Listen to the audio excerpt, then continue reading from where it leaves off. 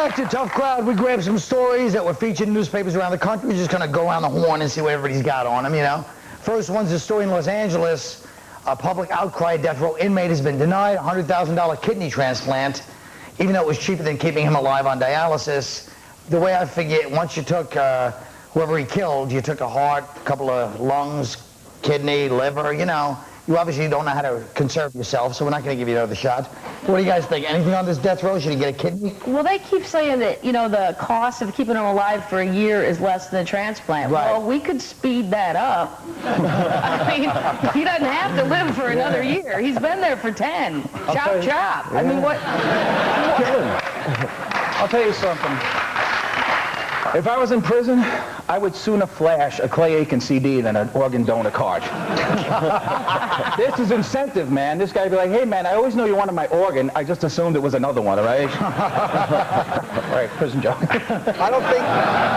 Well, they're talking about, like, what it's going to cost, because it's going to cost less to give them the replacement than it would for the other year. But I don't think it's about the cost. This guy murdered an 18-year-old girl. I think people are upset because, not the money, but the idea that this scumbag is going to be put ahead of some law-abiding person who had the dignity to beat up a girl without killing her. Yeah, there's... All right, here's one from the Chicago Sun-Times. The FDA approved the use of growth hormones on short children who are healthy but projected to become short adults. Give them an extra 2 inches. Kathleen, what do you think about this? God, yes. I want them now. I mean, if you can have... Yes, I was a half inch too short to be a flight attendant. Right now, I could be somewhere getting written up for being a smartass instead of sitting right here had I been a half inch taller. I almost feel obligated to ask if it can give you an extra 2 inches. We're all thinking that, not you, but... I gotta do it. Hey, I love midgets.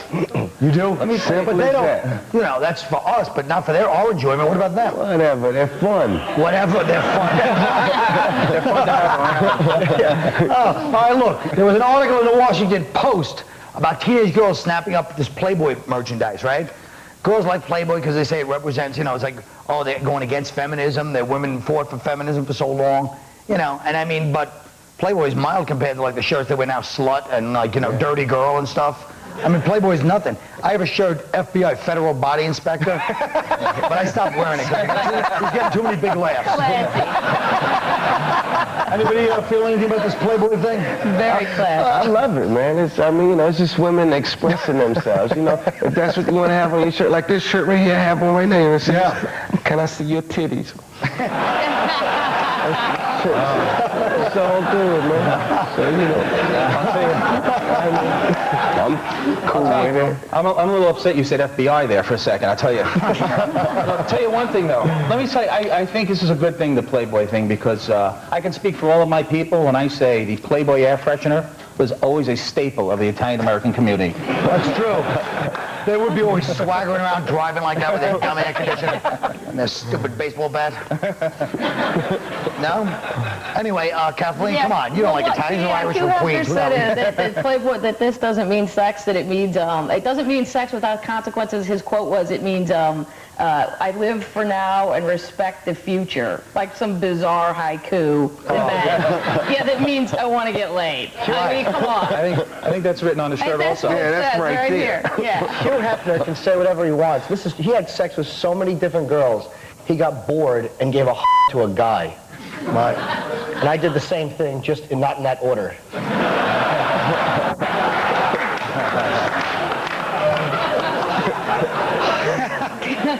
All right, now here's the story. This one was seen on Good Morning America, okay? 4 years after gastric bypass surgery and 150 pounds she lost, Connie Wilson's going to be in the August Playboy, all right?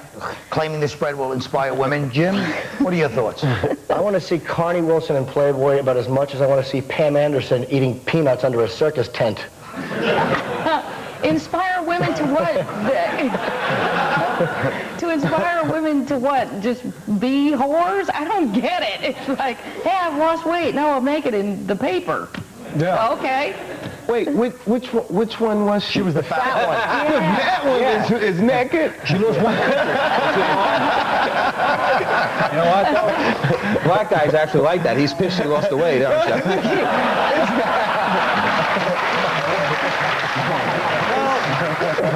I think out of all the things so far, maybe the cruelest, instead of attacking her, was when Tony goes, she's going to be in Playboy, and started laughing in her fat face. How can we hope to teach our children if we don't learn from these commercials? We'll be right back.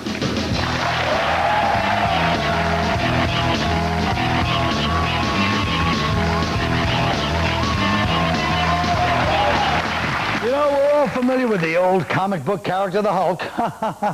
There was also a TV series, a little-known TV series for like 15 years, but who can transform a man's anger into an incredible $150 million opening weekend?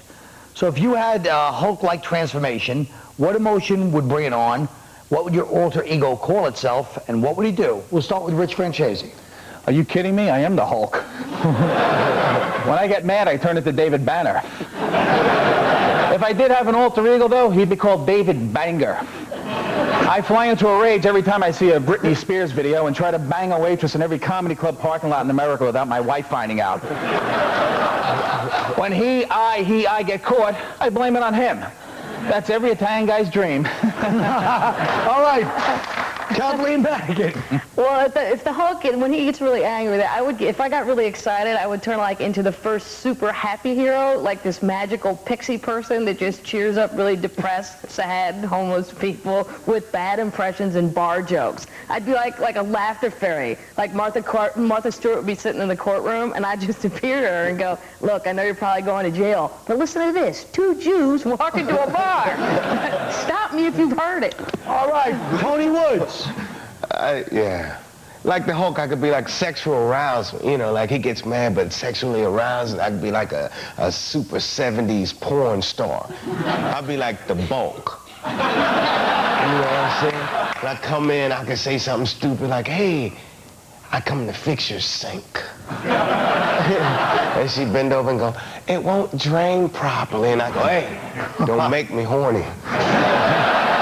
You wouldn't like it if I got horny!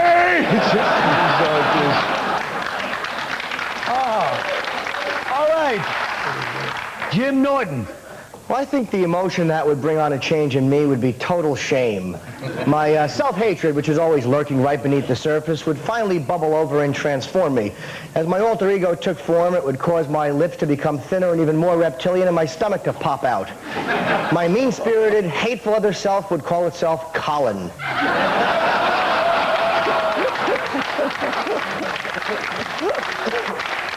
To overcompensate for my self-loathing, I would do awful things like insult my friend and show favorite Jim Norton. I would say mean things to him episode after episode, much to the dismay of all the girls Jim tries to impress by telling them to watch the show whenever he's on, stupid. Eventually, my shame would go away, and I'd begin to feel guilty about how I treated gentle Jim. So to make it up, I'd offer him a raise and give him oral sex in the dressing room. Oh. Would you hold the camera for a second? What'd you do, Jim? What was that? You screwed up the whole show, man. No, I just... Yeah, you screwed up the whole show. But you're looking good. No, that's not the point. This is bullshit, man. Boss. These cameras off. Good. What? You're a good actor. You son of a bitch. I'm not acting. Boss. You. Your hair looks terrific. Shut up. Folks, if you thought that was good acting, maybe you got a problem. Good night. Thank you very much for coming.